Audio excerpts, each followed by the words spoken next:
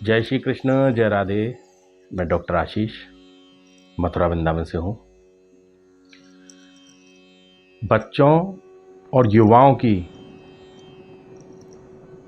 भगवत गीता जी से ज्ञान प्राप्त करना, इसके ऊपर मेरी एक सीरीज चल रही है। आशा है आप सभी को वीडियो पसंद आ रहे होंगे। मेरे ये सभी वीडियो आज के जनरेशन के सभी बच्चों और युवाओं को समर्पित हैं। माता पिता यदि इन बच्चों को देखते हैं तो उनको भी इन वीडियो से बहुत फ़ायदा होगा। इस क्रम को आगे बढ़ाते हैं और आज का मेरा पॉइंट है असफलताओं से सीखना। श्रीमद् भगवत गीता जी में भगवान श्री कृष्ण ने अर्जुन को जो ज्ञान दिया है, उस गीता ज्ञान के माध्यम से मैं यह सब बताने का प्रयास कर रहा हूँ। आज का मेरा पहला पॉइंट है असफलताओं से सीखना। आधुनिक दुनिया में आज अपन देखें, बच्चे काफ़ी बुद्धिमान हैं, बच्चे नई नई चीज़ें सीख रहे हैं और सीखने के लिए माता पिता काफ़ी प्रयास भी कर रहे हैं। ये बहुत अच्छी बात है। नई नई चीज़ें बच्चों को सिखाई जाएं, नई चीज़ें बच्चे सीखें और सीखने के साथ में सफल भी हों। सफल कैसे होंगे? उनको उस क्षेत्र में प्रशिक्षण भी मिले, तैयारी भी मिले। जैसे कोई बच्चा एनडीए का एग्ज़ाम क्रैक करना चाहता है तो एनडीए के फिज़िकल एग्ज़ाम की तैयारी उसे करनी होगी, रिटन टेस्ट की उसको तैयारी करनी होगी। इस तरीके से प्रशिक्षण, जहाँ प्रशिक्षण की ज़रूरत है बच्चा प्रशिक्षण भी लेता है, जहाँ थ्योरी एग्ज़ाम की ज़रूरत है वहाँ कोचिंग भी लेता है। ये बहुत अच्छी बात है। ऐसा सभी माता पिता को बच्चों के लिए ज़रूर करना चाहिए। अब बात यह निकल के आती है, माता पिता बच्चे के लिए सब कुछ कर रहे हैं, लेकिन इन सब कुछ में एक गलती भी कर रहे हैं। बच्चों के साथ क्या कर रहे हैं? बच्चे यदि किसी एग्ज़ाम को देते हैं और उस एग्ज़ाम को देते समय वो उस एग्ज़ाम को क्रैक नहीं कर पाते हैं, फिर क्या होता है? बच्चा निराश हो जाता है।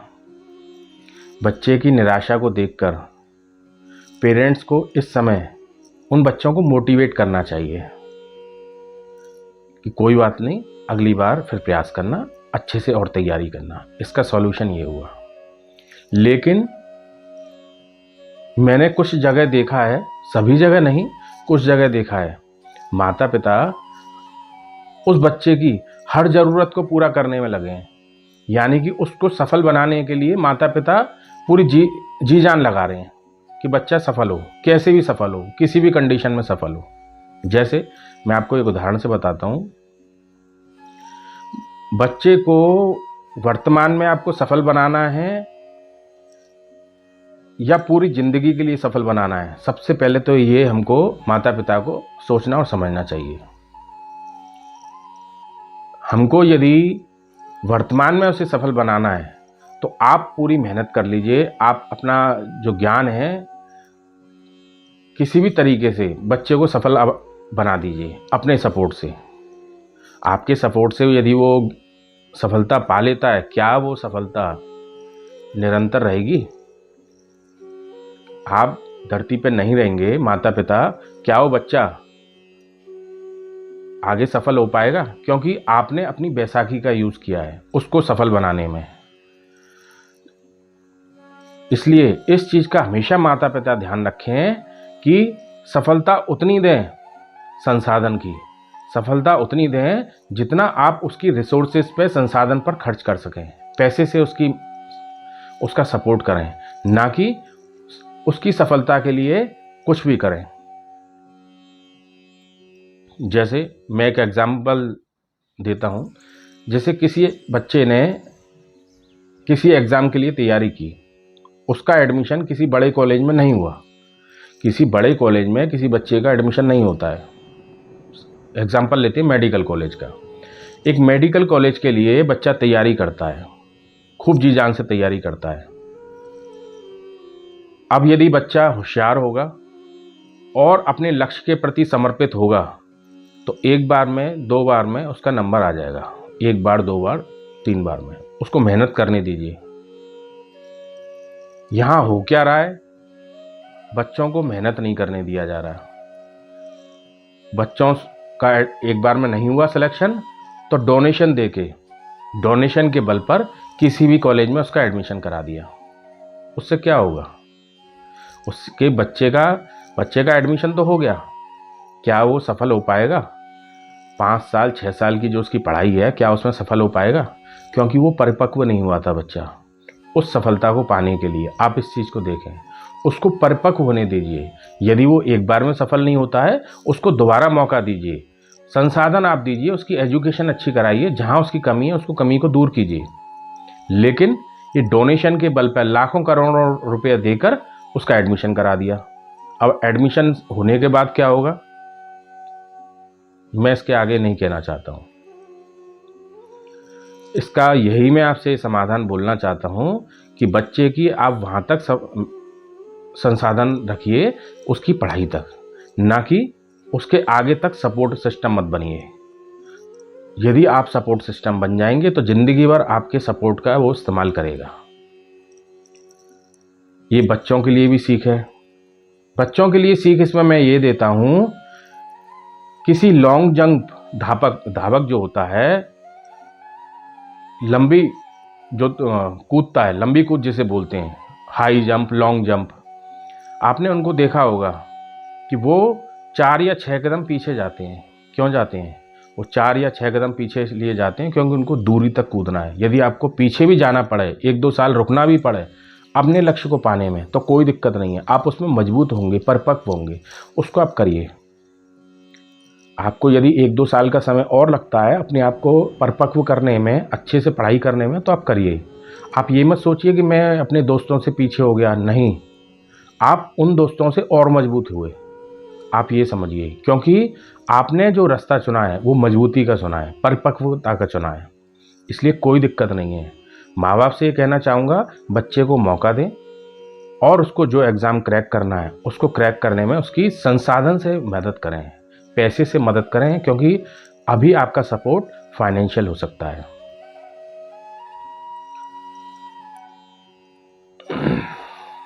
यदि आप ऐसा करते हैं, माँ बाप फाइनेंशियल उसका सपोर्ट करते हैं और कोई सपोर्ट नहीं करते हैं कि कहीं एडमिशन करा दिया डोनेशन से या कोई और सपोर्ट कर दिया, ऐसा नहीं करते हैं, तो वही बच्चा जो आपको लग रहा है 1 साल या 2 साल पीछे हुआ और बच्चों के कंपैरिजन में अपने मित्रों से, वही बच्चा, वो जो मित्र आगे 1-2 साल लग रहे थे वो उससे कई साल पीछे हो जाएंगे, क्योंकि वो बच्चा काफ़ी मजबूत हुआ है, मेंटल और फिजिकल। आप उसको देखिए, यही बोना काटना का सिद्धांत है, सभी जगह लागू होता है। आप किसी फसल को अच्छे से मजबूत कीजिए, परिपक्व होने दीजिए, फसल पकने पर ही फसल काटेंगे। आपने यदि कच्ची फसल को काट लिया, गेहूं पूरा नहीं हुआ उससे पहले ही आपने काट लिया, ना तो वो गेहूं बना ना कुछ और बना। गेहूं जब तक मजबूत नहीं बनेगा तो आप उस गेहूं को कैसे काटेंगे, गेहूं की फसल को? तो आपको टाइम लगेगा ना। हर बच्चे का ब्रेन अलग होता है, हर बच्चे का सिस्टम अलग होता है, उसको मौका दीजिए, बच्चे को मौका दीजिए। यही श्रीमद् भगवद गीता जी में भगवान श्री कृष्ण अर्जुन को ज्ञान दे रहे हैं। भगवान श्री कृष्ण अर्जुन को इस बारे में और क्या कह रहे हैं वो मैं आपको और बताता हूँ। अध्याय 9 के 22वें श्लोक में भगवान श्री कृष्ण अर्जुन को यही समझा रहे हैं। भगवान श्री कृष्ण अर्जुन को गीता जी के माध्यम से केवल कर्तव्य पर ध्यान केंद्रित करना बता रहे हैं। हमको भी उनके द्वारा बताई हुई बातों पर चलना है, अपने कर्तव्य कर्म को करना है, ना कि फल पर ध्यान केंद्रित करना है। फल पर ध्यान केंद्रित नहीं करना, हमको केवल अपना कर्तव्य कर्म करना है। उससे होगा क्या? हमारी निराशा चली जाएगी।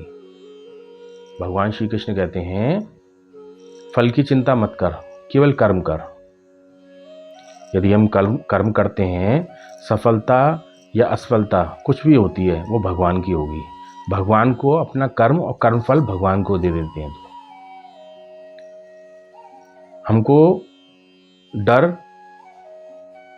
का सामना कब लगता है, असफलता का सामना कब लगता है, जब हम स्वयं को कर्ता मान लेते हैं कि ये काम मैंने किया है। असफलता होगी तो स्वयं को डर लगता है, क्योंकि उसका कर्ता हम स्वयं हैं। यदि इस काम का कर्तव्य हम कर रहे हैं, लेकिन प्रेरणा भगवान श्री कृष्ण दे रहे हैं, उसका फल भगवान श्री कृष्ण को अर्पित है। जो भी फल हो, तो आपको डर और चिंता, असफलता कभी नहीं होगी। बस हमें अपना कर्म करना है। प्रत्येक बच्चे और युवा को एक दृष्टिकोण बनाना है। क्या दृष्टिकोण बनाना है? यह दृष्टिकोण बनाना है श्री कृष्ण परमात्मा, जो भी उसके भगवान हैं, वो मेरे शाश्वत पिता और माता हैं। एक माता पिता आपके साथ रहते हैं, एक माता पिता या पिता कहें, माता, कुछ भी कहें, भगवान श्री कृष्ण है, परमात्मा है, जिसको आप मानते हो। यदि आपने एक बार उनको पिता, परमात्मा को पिता स्वीकार कर लिया, तो पिता होने के नाते वो आपकी सदैव रक्षा करेंगे। आप कहीं भी रहो, भारत में रहो, भारत के किसी भी राज्य में रहो, विदेश में रहो, विदेश के किसी भी शहर में रहो, कहीं भी रहो, कैसी भी रहो, हर परिस्थिति में वो आपकी रक्षा करेंगे। बस आप उनको याद करना। याद का उल्टा होता है दया। याद का उल्टा दया। आप याद करेंगे तो तुरंत हाजिर हो जाएंगे किसी भी रूप में। ऐसा नहीं है कि कोई आया तो वो तो मनुष्य था, वो मनुष्य का भी रूप रख कर आते हैं। बस उसे हमें देखना और समझना। हमको सपोर्ट करने के लिए वो कभी ना कभी, जब हम मजबूरी में होंगे, किसी परेशानी में होंगे, भगवान श्री कृष्ण आ जाएंगे। ये हमें दृष्टिकोण रखना है।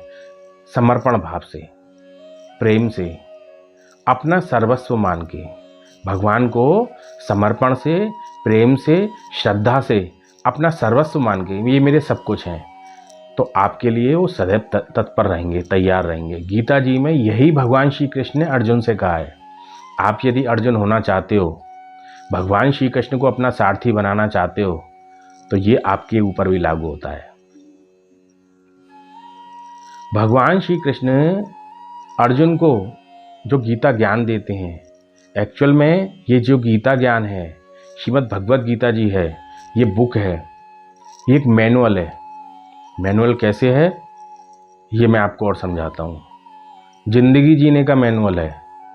आप मार्केट से washing machine, fridge, TV, camera कुछ भी खरीद के लाते हो, उसके साथ एक मैनुअल आता है, एक मैनुअल बुकलेट आती है। वो क्या होती है, इसको ऑपरेट कैसे करें।